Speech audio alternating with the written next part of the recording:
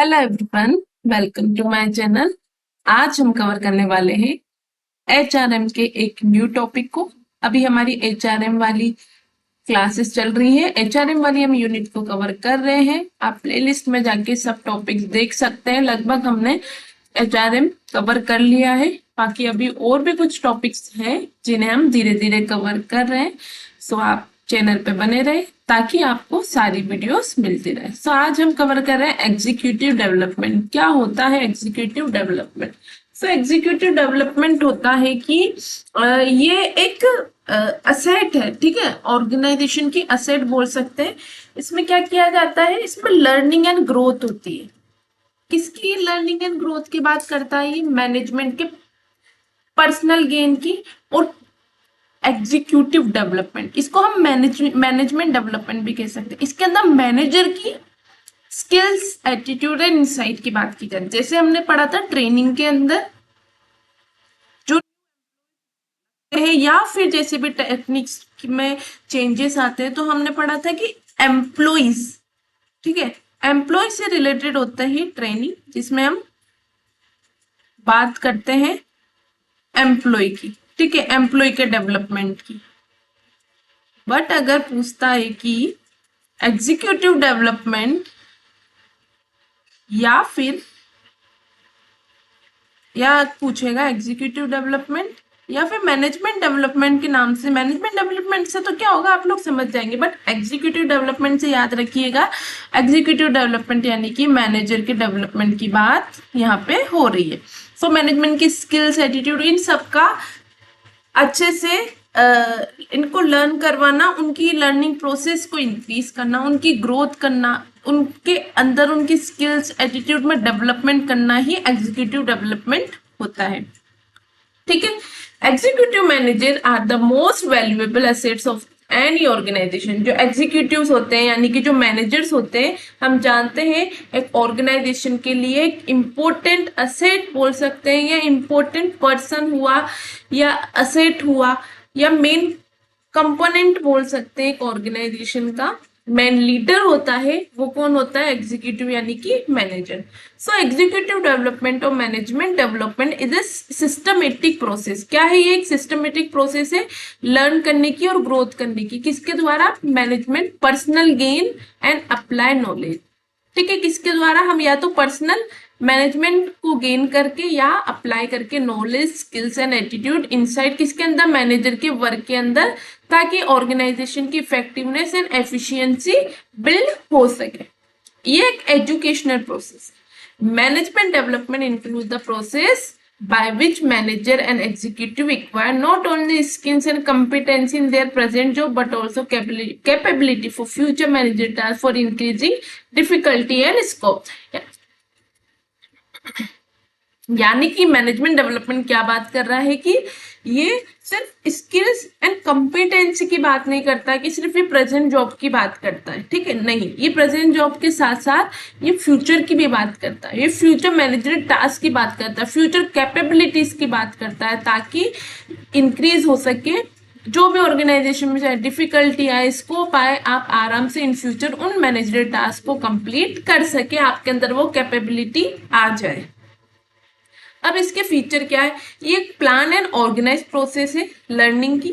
ये never ending है बिल्कुल, क्योंकि कभी भी बोलते ना, लर्निंग हमेशा चलती रहती है, लर्निंग कंटिन्यूअस प्रोसेस है। वैसे ही एग्जीक्यूटिव डेवलपमेंट भी कंटिन्यूअस प्रोसेस है, क्योंकि टेक्नोलॉजी में चेंज हुआ या चाहे कैसे भी हो, इन फ्यूचर एक ऑर्गेनाइजेशन चलती ही रहती है, ठीक है। तो अगर ऑर्गेनाइजेशन चलती रहती है तो मैनेजर को भी टाइम टू टाइम अपडेट होना पड़ेगा, उसके लिए एग्जीक्यूटिव डेवलपमेंट चाहिए। यानी कि ये ऑन गोइंग और नेवर एंडिंग एक्सरसाइज है।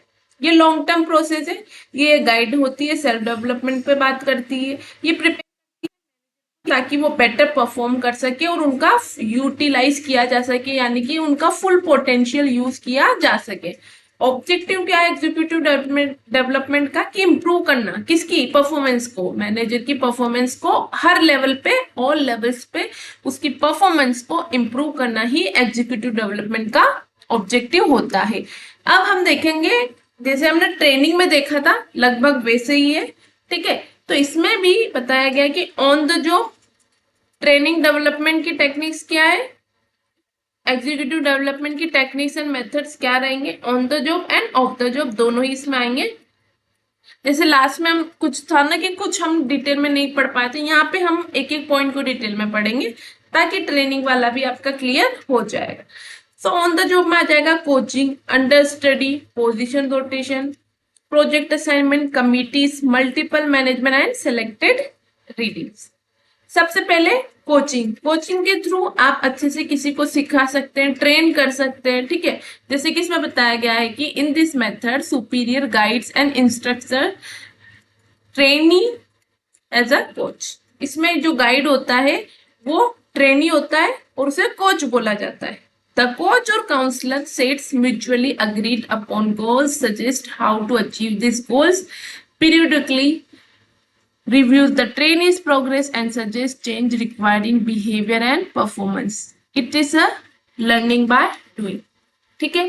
सो इसमें क्या करता है, एक कोच होता है, वो म्यूचुअली अग्री होता है, उसके कुछ वो सेट कर देता है कुछ गोल्स को, सजेस्ट करता है कि कैसे एक गोल को अचीव किया जाए, ठीक है। पीरियडिकली रिव्यू करेगा, ठीक है, टाइम टू टाइम रिव्यू करेगा, ट्रेनी की प्रोग्रेस को देखेगा, सजेस्ट करेगा कि क्या क्या चेंजेस आपके बिहेवियर में रिक्वायर्ड है, ठीक है, आपकी परफॉर्मेंस में क्या चेंजेस चाहिए वो सब बताएगा। इसी तरह से ये लर्निंग बाय डूइंग प्रोसेस है। अंडर स्टडी, अंडर स्टडी के अंदर क्या होता है, an understudy is a person selected and being trained as the heir apparent to assume at a future time to full duties and responsibility of the position presently held by his superior. इसमें higher किया जाता है apparent के तौर पे। इसमें क्या होता है, एक पर्सन होता है, उसको अंडर स्टडी के लिए सिलेक्ट किया जाता है और ट्रेन किया जाता है, ठीक है। फ्यूचर टाइम के लिए फुल ड्यूटीज और रेस्पॉन्सिबिलिटी उसको पोजीशन की जाती है प्रेजेंटली, यानी कि उसको अभी जैसे होता है ना कि एकदम से वर्क दे दिया, जैसे हमने पढ़ा था कि और उसमें पढ़ा था ना हमने कि जैसे कि एक एनवायरनमेंट बना दिया जाता है, जैसे ट्रेनिंग में पढ़ा था हमने कि होता है ना कि फेक एनवायरनमेंट होता है या फेक पूरा सिनेरियो बता दिया जाता है, फेक ऑर्गेनाइजेशन में डेवलपमेंट मशीनरीज होती है, ठीक है, और उसके थ्रू चेक किया जाता है। वैसे ही यहाँ पे क्या होता है कि इसके अंदर आपको जॉब असाइन, जॉब आपको बोल दिया जाता है कि मान लीजिए आप सुपीरियर जॉब में काम करेंगे, इस सीट पे आपको बैठना है, ठीक है, तो ये बता दिया गया और आपको इस सीट के अंदर बैठना है। तो वो चीज आपको बता दी जाएगी कि आप अगर इस सिचुएशन में होंगे तो कैसे करेंगे, और इसके आपको ड्यूटीज दी जाती है, रेस्पॉन्सिबिलिटी दी जाती है, और आपको सब बताया जाता है कि अगर आप फ्यूचर में इस जॉब पे आए तो आप कैसे काम करेंगे, ठीक है। अंडर स्टडी रखा जाता है। पोजीशन रोटेशन, ये हम पढ़ते ही आ रहे हैं कि इसमें आपकी जॉब को चेंज कर दिया जाता है, यानी कि इसमें इन्वॉल्व किया जाता है मूवमेंट और transfer of executive from one position or job to another on same plan basis पे। सेम पोजीशन पे ही एक डिपार्टमेंट से दूसरे डिपार्टमेंट में आपको रोटेट कर दिया जाता है, इसको जॉब रोटेशन बोला जाता है। इसका एम क्या होता है, ब्रॉडन करना किसकी नॉलेज को, एक एग्जीक्यूटिव की नॉलेज एंड स्किल्स को। ये एक हॉरिजॉन्टल प्रोसेस होती है, ठीक है। एक है प्रोजेक्ट असाइनमेंट, इसमें काफी सारे नंबर्स ऑफ ट्रेनी होते हैं एग्जीक्यूटिव, जिनको एक साथ किसी वर्क में प्रोजेक्ट के तौर पे काम दिया जाता है, जो कि डायरेक्टली रिलेटेड किससे होता है, उनके फंक्शनल एरिया से रिलेटेड। ये जो ग्रुप होता है इसको प्रोजेक्ट टीम बोलते हैं या टास्क फोर्स बोलते हैं, जो कि स्टडी करते हैं किसी भी प्रॉब्लम के लिए, और उस स्टडी का उस प्रॉब्लम को स्टडी करके वो अप्रोप्रिएट सॉल्यूशन ढूंढने का प्रयास करते हैं, और फिर उनको जो काम दिया जाता है वो कंप्लीट हो जाता है। एक होता है committee assignment. A permanent committee consisting of trainee executive is constituted and all the trainee participate in the deliberations of committee. इसके अंदर एक परमानेंट कमिटी कंसिस्ट की जाती है, जिसमें ट्रेनी एग्जीक्यूटिव जो होते हैं वो कंस्टिट्यूट किए जाते हैं और सब लोग पार्टिसिपेट करते हैं। ऐसे कमिटी असाइनमेंट का काम होता है। एक होता है multiple management. This technique develop किसने की थी है, चार्ल्स मैककॉर्मिक, ठीक है। Under it is a junior board of young executive constituted and major problems are analyzed in the junior board which makes recommendation to the board of directors. इसके अंदर क्या होता है, मल्टीपल मैनेजमेंट के अंदर जो यंग एग्जीक्यूटिव होते हैं उनको बिठाया जाता है, कई सारी प्रॉब्लम्स एनालिसिस की जाती है जूनियर बोर्ड के अंदर, जो कि रिकमेंडेशन देते हैं फिर बोर्ड ऑफ डायरेक्टर्स को. Selective readings. By reading selected professional books and journal, manager can keep in touch with the latest research finding, theories, techniques in management. आप खुद से ही कुछ बुक्स को पढ़ रहे हैं, प्रोफेशनल बुक्स को, जर्नल्स को, मैनेजर को, जो कि आपको लेटेस्ट जो रिसर्च फाइंडिंग्स है या जो भी लेटेस्ट मार्केट में चल रहा है, टेक्निक्स, थ्योरीज वगैरह, उनसे आपको जोड़ के रखेगा और उसके थ्रू आपका डेवलपमेंट हो जाएगा. तो ये सब तो थे ऑन द जॉब. अब कुछ होते हैं जो ऑफ द जॉब आते हैं. ध्यान रखिएगा, सबसे ज्यादा कंफ्यूजन वाला होता है कोचिंग. कोचिंग को लगभग सब ऑफ द जॉब कह देते हैं, बट नहीं, coaching in on the job के अंदर आता है. ठीक है, सो ऑफ द जॉब के अंदर आ जाएगा लेक्चर, आ जाएगा केस स्टडीज, आ जाएगी ग्रुप डिस्कशन, आ जाएगा कॉन्फ्रेंसेस, आ जाएगी रोल प्लेइंग, मैनेजमेंट के games, in basket exercise, sensitive training and programme instruction. Firstly हम देखेंगे लेक्चर्स. लेक्चर्स में कुछ नहीं होता, इसमें वन वे कम्युनिकेशन होता है. आप सुनते हैं, कुछ टॉपिक्स के बारे में आपको बताया जाता है. These are formally organised talks by an instructor on specific topic. इसमें आप फॉर्मली ऑर्गेनाइज होते हैं और इसमें आपको इंस्ट्रक्टर होता है या टीचर, जो भी बोल लीजिए आप, वो आपको स्पेसिफिक टॉपिक के बारे में आपको बताता है. ठीक है, बात करता है. ठीक है, ये वन वे कम्युनिकेशन होता है, सिर्फ आप लिसनर होते हैं, यानी कि ये पैसिव होता है. एक होता है ग्रुप डिस्कशन. इसके अंदर क्या होता है, paper is prepared and presented by one or more trainees and presented by one or more trainees on the selected topic and followed by critical evaluation. इसके अंदर क्या होता है, एक पेपर होता है जो प्रिपेयर किया जाता है और प्रेजेंट किया जाता है एक या एक से अधिक ट्रेनी के द्वारा किसी सेलेक्टेड टॉपिक के बारे में, और सब मिलके उसका डिस्कशन करते हैं, इवेल्युएशन करते हैं, क्रिटिकल इवेल्युएशन किया जाता है उस टॉपिक पे. ठीक है, थर्ड होता है case study. Under it a real और हाइपोथेटिकल बिजनेस प्रॉब्लम और situation demanding solution is presented in writing to the trace. They are required to identify and analyze the problem, suggest and evaluate alternative course of action and choose them to prepare solution. इसमें क्या होता है, या तो आपके सामने hypothetical या real situation, यानी कि इसके अंदर सिचुएशन बोल लीजिए, या बिजनेस की एक सिचुएशन या प्रॉब्लम आपके सामने लाई जाती है, डिमांड की जाती है कि आप इसका सॉल्यूशन निकालें, सॉल्यूशन प्रेजेंट करें रिटर्न में. ट्रेनिस को ये बोला जाता है. इसमें क्या रिक्वायर होता है कि आपको आइडेंटिफाई करना पड़ता है प्रॉब्लम को और एनालिसिस भी करना होता है, सजेस्ट भी करना होगा, इवेलुएट भी करना होगा अल्टरनेटिव कोर्स के एक्शंस को, और चूज करना होगा अप्रोप्रिएट ऑप्शन को. टू भी नहीं आएगा यहाँ पे, and choose them appropriate solution, ऐसे होगा है. ठीक है, केस स्टडी नहीं होता क्या, एक केस दे दिया जाता है, फिर आपको ये प्रॉब्लम बता दी जाती है, अब आपको ही खुद के अकॉर्डिंग इसका सॉल्यूशन निकालना है, बस वही है केस स्टडी. कॉन्फ्रेंस मेथड, ये एक फॉर्मल मीटिंग कंडक्ट की जाती है ऑर्गेनाइज प्लान होता है ये. ठीक है, इसमें प्रॉब्लम होती है जिसका कॉमन इंटरेस्ट डिस्कस किया जाता है. इसमें पार्टिसिपेंट्स अपने आइडियाज एंड एक्सपीरियंस बताते हैं और डील करते हैं प्रॉब्लम को सोल्व करने के लिए. ठीक है, रोल प्लेइंग के अंदर क्या होता है, ट्रेनी जो होता है उसको स्टेज प्ले के, मतलब उसको एक रोल प्ले करना होता है स्टेज में. ठीक है, उसको जो रोल दिया गया है उसको स्टेज पे जाके उसको अपना रोल प्ले करना होता है. 2 or more trainees are assigned parts to play before the rest of the class. जो 2 या 2 से अधिक ट्रेनी होते हैं वो असाइन करते हैं, मतलब प्ले करते हैं क्लास स्टार्ट होने से पहले. ये मेथड होता है ह्यूमन इंटरेक्शन का, जो इन्वॉल्व करता है रियलिस्टिक बिहेवियर. इमेजिनरी या हाइपोथेटिकल सिचुएशन होती है ना, नहीं होता कि ड्रामा वगैरह, वैसे ही एग्जीक्यूटिव डेवलपमेंट को, जो एग्जीक्यूटिव डेवलपमेंट करने के लिए जो मैनेजर्स होते हैं उनको रोल प्ले करने के लिए कहा जाता है कि आप इस सिचुएशन के अंदर ये रोल प्ले कीजिए. जैसे कि आपको सुपीरियर जॉब पे जाना है तो आप इस मैनेजर का रोल प्ले करके बताइए आप कैसे करेंगे, बस वही चीज है इसमें.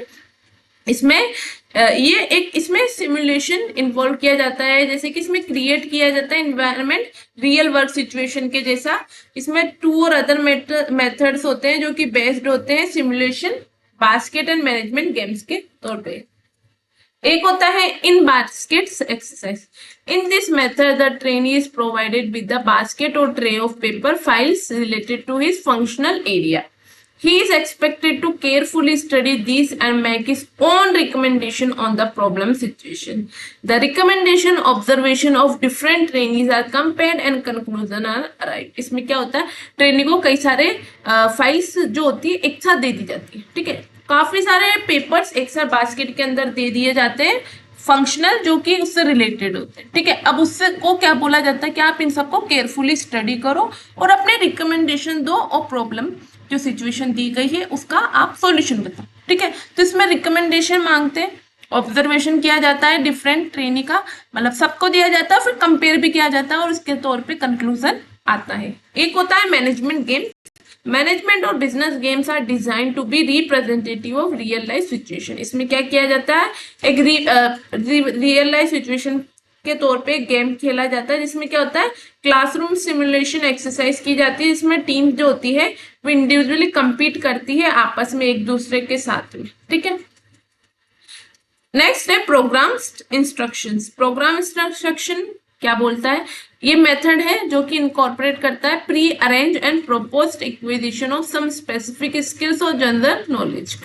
Information is broken into meaningful units and these units are arranged in proper way to form a logical and sequential learning package. The package involves presenting questions, allowing learners to respond and instant feedback is given to indicate the accuracy of answer. इस method के अंदर क्या होता है, incorporate किया जाता है कि pre arranged and proposed acquisition होती है किसकी, कुछ स्पेसिफिक स्किल्स की लेके या जनरल नॉलेज को लेके। इसमें क्या किया जाता है, इंफॉर्मेशन को ब्लॉक कर दिया जाता है मीनिंगफुल यूनिट्स के अंदर और उन यूनिट्स को बोला जाता है कि आप अरेंज करें प्रॉपर वे में जो लॉजिकल हो, सिक्वेंशियल लर्निंग पैकेज होता है, ठीक है। अब इस पैकेज में क्या इन्वॉल्व किया जाता है, क्वेश्चंस प्रेजेंट किए जाते हैं, लर्नर्स को अलाउ करते हैं इसके अंदर कि आप रेस्पॉन्ड करो, इंस्टेंट फीडबैक मांगा जाता है, ठीक है, और इंडिकेट किया जाता है कि एक्यूरेसी कितनी है, जैसे लॉजिकल रीजनिंग होता है ना उस टाइप में लॉजिकल रीजनिंग के तौर पे आपको क्वेश्चंस दिए जाते हैं, ब्रोक कर दिया जाता है उनको और आपको बोला जाता है आप इनको प्रॉपर वे में फॉर्म करो, लॉजिकली सिक्वेंशियली लर्निंग पैकेज होता है ये, ठीक है। एक लास्ट है हमारा सेंसिटिव ट्रेनिंग।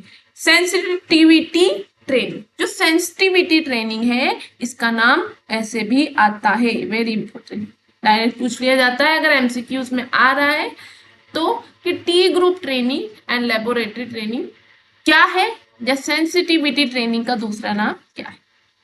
इसका पर्पस क्या है, अब इसका पर्पस है कि जो सेल्फ अवेयरनेस है उनको उसको इंक्रीज किया जाए, इंटरपर्सनल कॉम्पिटेंस को डेवलप किया जाए, शार्पन किया जाए टीम वर्क की स्किल्स को। इसको कर्ट लेवी ने 1947 के अंदर डेवलप किया है।